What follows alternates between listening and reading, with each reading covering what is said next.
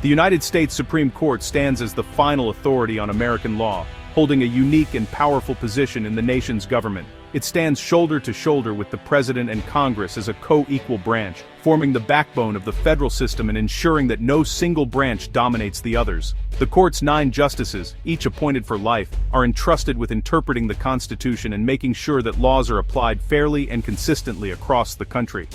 When the Supreme Court issues a ruling, its decisions are binding on every court, government agency, and citizen, including the President and Congress themselves. This immense power shapes the course of American society for generations, as seen in landmark cases like Brown v. Board of Education, which ended racial segregation in schools, and Miranda v. Arizona, which established the rights of the accused. The court's role as the ultimate guardian of the Constitution means it resolves disputes over both federal and state laws, and it checks the other branches through the power of judicial review, ensuring that no law or executive action violates the nation's founding principles. Its decisions protect individual rights, define the limits of government authority, and maintain the delicate balance of power that lies at the heart of American democracy. When the Supreme Court agrees to hear a case, the entire nation pays close attention, especially when the outcome could reshape the boundaries of presidential power or affect millions of lives. In Trump versus VOS elections, the court confronted a fundamental question. Can a president act alone to impose sweeping economic policies on the entire country, or are there constitutional limits to that power? The answer would have far-reaching consequences for the balance between the branches of government. The controversy erupted almost immediately after Donald Trump made his dramatic return to the White House in January 2025. Following a fiercely contested election and months of political tension, the nation watched as the new administration wasted no time in making its mark. Within days, President Trump announced the Liberation Day tariffs, a sweeping and aggressive set of taxes on imported goods, with rates soaring as high as 50% for certain countries. The announcement was made with great fanfare, signaling a bold new direction for U.S. trade policy. The administration insisted these tariffs would not only address long-standing trade deficits, but also force countries like China, Mexico, and Canada to take stronger action against fentanyl trafficking and other cross-border issues. Supporters hailed the move as a show of strength, while critics warned of economic fallout. To justify this unprecedented action, Trump invoked the International Emergency Economic Powers Act, or IEPA, a law originally designed for targeted sanctions during genuine national emergencies, not for broad economic measures. Never before had IEPA been used to impose such sweeping, global tariffs. Legal scholars and historians noted the move as a radical reinterpretation of presidential authority. Critics from both parties argued this was a clear misuse of the law, sidestepping Congress's constitutional power to levy taxes and duties. Lawmakers and legal experts warned it set a dangerous precedent for executive overreach. The tariffs generated a staggering $89 billion in just a few months, but the economic pain was felt across the country. Household expenses soared, small businesses struggled to stay afloat, and factory workers faced layoffs as supply chains buckled under the new costs. The administration's use of tariffs soon appeared increasingly arbitrary. In one striking example, a sudden 10% tariff was slapped on Canada after a television ad reportedly angered the president, raising questions about the true motivations behind these economic measures. This fueled widespread suspicion that the tariffs were being wielded as tools of political leverage rather than genuine instruments of national security or economic policy. The unprecedented scope and questionable motives behind the tariffs galvanized a broad coalition of businesses and state governments. Together, they launched a historic lawsuit, arguing that the president had far exceeded his legal authority and put the nation's economic stability at risk.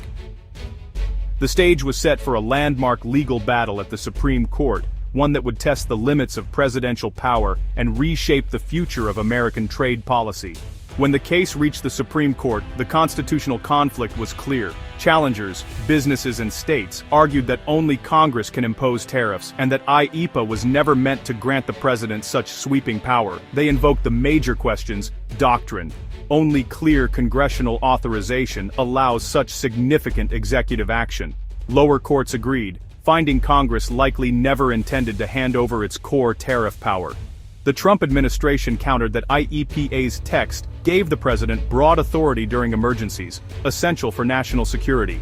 They framed tariffs as tools of diplomacy, not just taxes, and warned that limiting executive power would endanger the nation. The justices had to weigh congressional primacy against executive agility in emergencies. In July 2026, the Supreme Court ruled 7-2 against the Trump administration. Chief Justice Roberts wrote that EPA could not be used as a blank check for the president to rewrite trade laws. The ruling invalidated the tariffs and reaffirmed that even in emergencies, the president cannot usurp Congress's constitutional powers. The majority, crossing ideological lines, emphasized that emergency powers are not loopholes to bypass the legislative process. Justice Barrett's concurrence stressed that the separation of powers is foundational, not optional. The dissenters argued for more deference to the president in national security, but the majority held firm. The verdict: the president acted without necessary congressional approval, violating the Constitution. The decision sent a clear message: executive power has limits.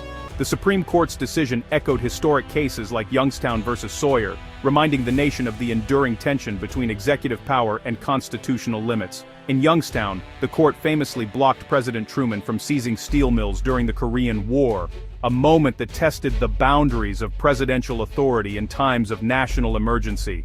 That landmark case established a crucial principle: presidential power is at its peak when acting with Congress's approval, but at its weakest when acting against Congress's explicit wishes. The Trump tariff case fit this mold perfectly. Congress had not only failed to grant such sweeping tariff authority, but had, in fact, actively opposed it, setting the stage for judicial intervention. The ruling reaffirmed a fundamental truth: emergencies, no matter how dire, do not give presidents the power to create new laws or bypass the legislative process. The decision also recalled United States versus Nixon, another pivotal case in which the court confronted the limits of presidential privilege. In that case, the court declared that no one, not even the President of the United States, is above the law, reinforcing the principle of accountability at the highest levels of government. The 2026 decision was not a radical departure from precedent, but rather a careful reassertion of long-standing constitutional norms and the balance of power. It served as a reminder that the Constitution's framework is designed to withstand political pressure and protect democratic institutions. By checking the rise of the so-called imperial presidency, the court pushed back against a trend where executive orders and emergency declarations are used to bypass Congress. The ruling made clear that even in moments of crisis, the executive branch must respect the role of Congress and the rule of law. The court signaled its willingness to enforce the separation of powers, upholding the checks and balances that define American government. Even in times of national crisis, the judiciary stands as a guardian of constitutional order. The message was unmistakable: the structure of government must endure, no matter the challenge, ensuring liberty and accountability for generations to come. The Supreme Court's ruling had immediate, dramatic effects. Federal agencies began unwinding the tariff system within hours. Customs and Border Protection halted collection of the Liberation Day tariffs, and goods flowed freely again. The Commerce and Treasury Departments rescinded the regulations, and the Office of Legal Counsel reviewed all related policies. The administration's economic policy was dismantled overnight. Businesses that had paid the tariffs under protest saw a path to reclaim billions in unconstitutional taxes. The ruling brought relief to global markets and America's trading partners. The court's decision reshaped international commerce, showing how 9 justices can change the world. The decision sent shockwaves through Washington. Democrats and critics hailed it as a victory for the rule of law and constitutional checks. Trump and his supporters denounced the court, accusing it of political betrayal, even targeting his own appointees. The ruling split conservatives. Some praised the court's defense of constitutional order, others sided with Trump out of loyalty. The polarized reaction showed how deeply divided the country remains. For some, the ruling was a heroic defense of democracy. For others, a judicial coup. The legal question was settled, but the political battle over presidential power and economic policy only intensified. The 2022 sentence, Abduri, impoit sentence do Danufan. Ruling recalibrates the balance between president and Congress, setting a new precedent for future administrations. For decades, presidents have used executive orders and emergencies to bypass Congress. The court's decision signals stricter limits on unilateral executive action, especially in domestic and economic matters. Future presidents will need clear congressional support for major policies, ending the era of emergency declarations as shortcuts. This shift may slow the process, but it restores deliberation and consensus building to lawmaking. The case of Trump vs. Voss selections will be remembered as a landmark defense of constitutional order. The decision reaffirms that America is a government of laws, not men, and that no one, not even the president, is above the Constitution.